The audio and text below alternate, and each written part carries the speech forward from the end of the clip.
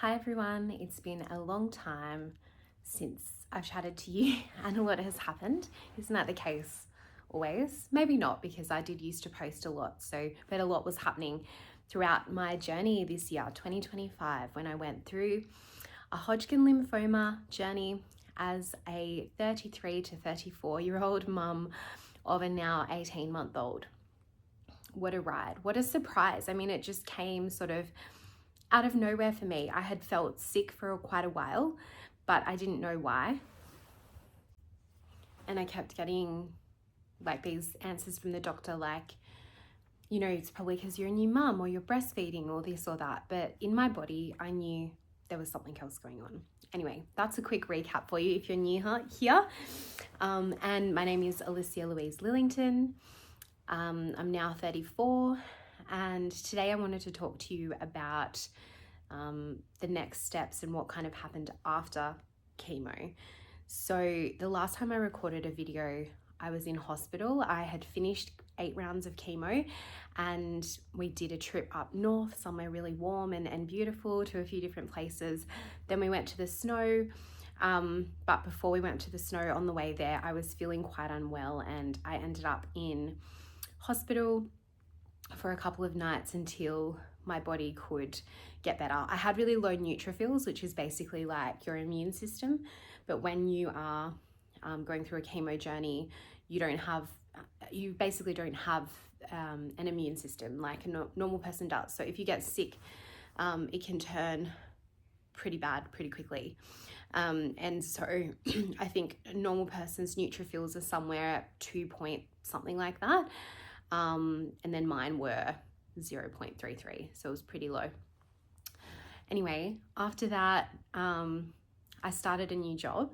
So I'd love to do another video sometime about starting a new job after chemo, and that whole experience. It's been a really good experience. I've been there about 4 weeks, I think now, a month, and my friend Grace says, you know, don't get too excited too quickly, just give it time, because I think I'm the type of person that always jumps in and says, yes, like, you know, these people are lovely and this is a great job. So I'm trying to take it steadily, but I do really enjoy it. I really like it, and it's back to what I was doing before. I think for me, it's important to keep busy and keep up usual activities that I was doing before I was diagnosed, because it just makes me feel a lot more like myself. And my sister has mentioned before inertia and how, you know, momentum helps momentum go. And when you stop, it just, I feel like when I stopped working and slowed down everything while I was getting chemo, it just made me feel slow and it was harder to get going again. So I feel like I'm out there, I'm getting going, which is really good. So about 6 weeks after you finish chemo, you get a PET scan. So I've had a PET scan before I started chemo to see, you know, how much cancer there is in the body. And then I had an interim PET scan halfway through to see how treatment's working. Is it working? Is it effective? And when we did that scan, we found that there was still a little bit there. And then this PET scan after chemo, hopefully it's all gone, all the cancer. So the scan was on my husband's birthday, and he's like, that's a good omen, so maybe it is. And it was once I had started working again, and it was in the middle of the week, in a morning. So that week I had several things on. I actually was also invited to go to Parliament House with So Brave and do a policy round table where we got to share our experiences as mums who'd been diagnosed postpartum with cancer. Many of their patients that in So Brave have had breast cancer, but they support all types of different cancers in this branch of what they do.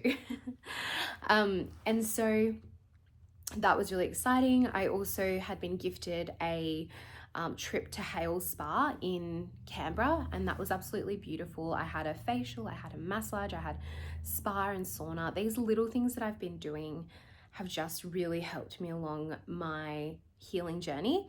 And now I'm looking to sort of partner with a gym or Pilates studio, any of those wellness type of brands, or even just to go, you know, I don't necessarily need to partner with them. I can just, you know, purchase a membership or go along myself and check some things out in terms of wellness and what I can do as part of this healing and recovery journey. So anyway, after the PET scan, and that week as well, I also had like this massive big board meeting, strategic planning day for like 4 hours. So that week I had several days out of the office, but my work has been really understanding in flexibility when I have appointments and whatnot. So that's been really good. And I did share as well my story with my director, and he was very supportive.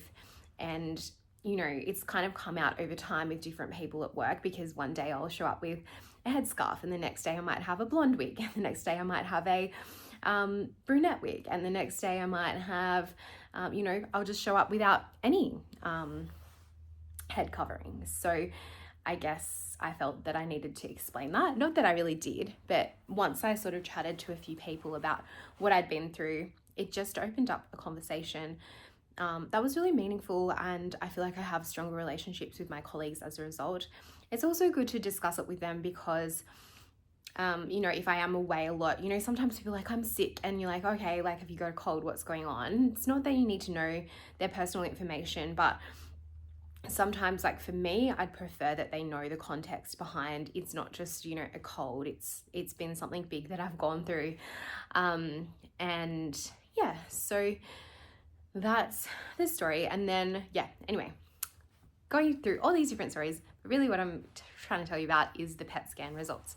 So I had the PET scan on the Wednesday, and then they said the results should be, my doctor said once she gets the results, she'll call me and let me know what has happened, hopefully the same day, but maybe within 24 hours.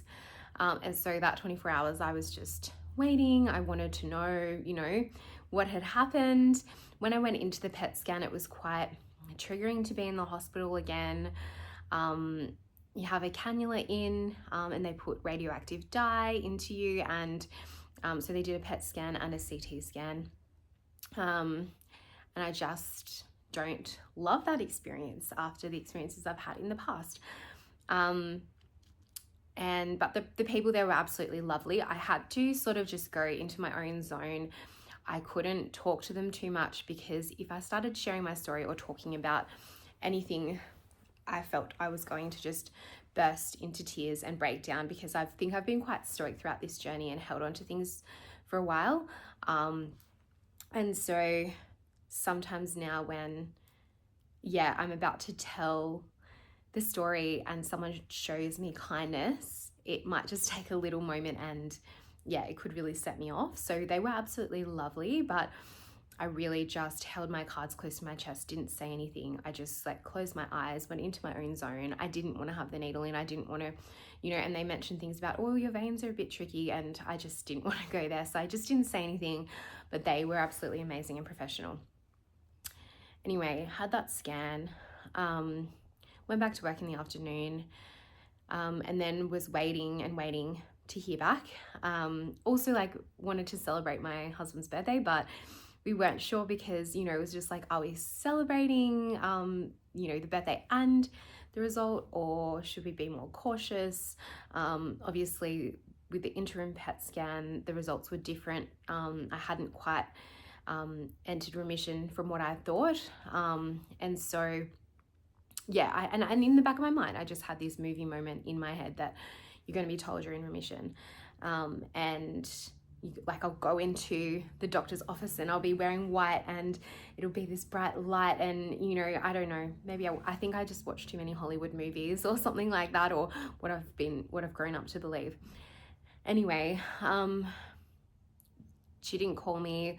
I checked in with my cancer nurse a couple of times, and she said she'll let me know. And then the cancer nurse, the following day on the Thursday, I was working, but I kind of messaged her a couple of times, and she said, I can see that the result has been released in the system, but the doctor needs to call you to talk through it, and she'll call you later today.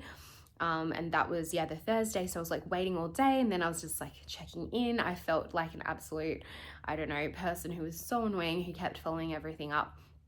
But I really wanted to know, and if I didn't follow that up, the normal procedure would be to find out at my next hematologist appointment, which would have been 26 days from that day. So there's no way I could wait in the unknown for 26 days when the result is there. I've had to wait in the unknown a lot, and I do understand that, but when you've had a test, you have a result right there, you know, I wanted to know the answer. And I found that I really need to advocate for myself through this journey. So, you know, got to keep doing that, even though sometimes it is quite fatiguing. So I kept following up, didn't hear anything. And then I think I was in the car with my husband. We were on the way to pick up our daughter from childcare, coming back from the city. And I got the call from the doctor. And she said the scan looked good, but there were a few random things they picked up. So they noticed some activity. So it's like this certain dye that picks up activity within your system. It's like your whole body down to your knees, I believe, from sort of top to knees, I think. I could be wrong. Doctors correct me, or nurses. And it picked up activity around my ovaries, which kind of, they indicated that I could have polycystic ovary syndrome, which was a bit of a shock to me, because I've always struggled with, you know, women's health. Like I've always struggled with my periods. They've been heavy, they've been painful, all that type of thing. But I've never actually been diagnosed with endometriosis or PCOS, polycystic ovary syndrome. So kind of indicated I might have had that all along, which I don't know, that was just kind of shocking to me, like something else they picked up. And also it impacts your fertility, and I'd love to have another child one day. So that kind of felt a bit weird. They also picked up activity in my colon and said I might have colonitis. It was a bit inflamed. And they picked up a bit of activity around the throat here. And they said I might have an inflamed throat. Now, when she delivered this news, she's an amazing doctor, but we hadn't talked about the cancer or anything yet. And she just said these few things. So I just started freaking out about like what extent these things were a problem too, and whether I should be worrying and whatnot. And, you know, it's not how I thought the call would go. I thought the call would just be like, yeah, you're in remission, all good. So after she mentioned those few things, and she's very busy, she's a specialist, and we only spoke for a couple of minutes, I asked her, does that mean I'm in remission? And she said, yes, you are in remission. So that's exciting, right? That should be like a really exciting moment. And thank you everyone for your support. So I guess it is overall good news. I just wasn't expecting those few other things. I wasn't expecting that way for it to be delivered. And so I've had to manage my own expectations. And, you know, in the scheme of things, those things can all be managed, and they're not as bad as the diagnosis I had at the start of the year. So yeah, I just think I have like all these expectations of how things are going to play out throughout this journey, but they don't necessarily play out that way. So if you or someone you know are going through a cancer journey or a health journey, and you're waiting for results and you have this idea in your mind, it might not go how you expect, but that's okay. And just give yourself time. Like I actually didn't celebrate initially when I got that news, and I don't think I've really properly celebrated still. I feel like just everything from all the months that I went through chemo and diagnosis and being sick and being at home and losing my fitness, losing my hair, all of that hit me right after I had that conversation with the doctor, and I couldn't help but just crying. And I went to the shower and just cried, and I just said to my husband, I've just got to cry for a while. And then after a little while of crying, I just called out for my daughter, and she came and had a shower with me, and we just were cute, and, you know, playing with toys and stuff, and like buckets and whatnot in the shower, and that cheered me up. But yeah, maybe I had been holding on to things for too long and I hadn't processed it properly. I'm usually a very transparent person who puts my emotions out there. So it never even occurred to me that maybe I've been holding on to some emotions. But I think trying to be this stoic person, trying to have this inspiring journey for so long has led to me maybe suppressing the reality that this is cancer, and it's been full on. But overall, and in summary, I just want to say thank you so much, everyone, for following my journey, for your love and support. Each time I was going into chemo, it felt like I had an army of people standing behind me, from all your support and love and messages that I got from everyone. And it felt like we were collectively defeating cancer together. I've met some amazing people along the journey, some who have also been going through cancer themselves and have defeated it, and the people who are still going through a journey of chemo, and people who are just well-wishers and just following along, and that's really lovely. So I really do appreciate it. I've learned a lot, and now I want to get back to health. I'm looking a lot at the type of products that are in my home, the type of makeup products I've got, what I'm eating. I do have some naughty foods every now and then, but overall really trying to eat the best foods. I'm trying to really cut back on alcohol. There's a lot of studies out there linking certain foods to cancer and linking alcohol to cancer. Obviously smoking as well. I've never been a smoker. I don't drink much, and I guess my diet could be better. So that's kind of my history.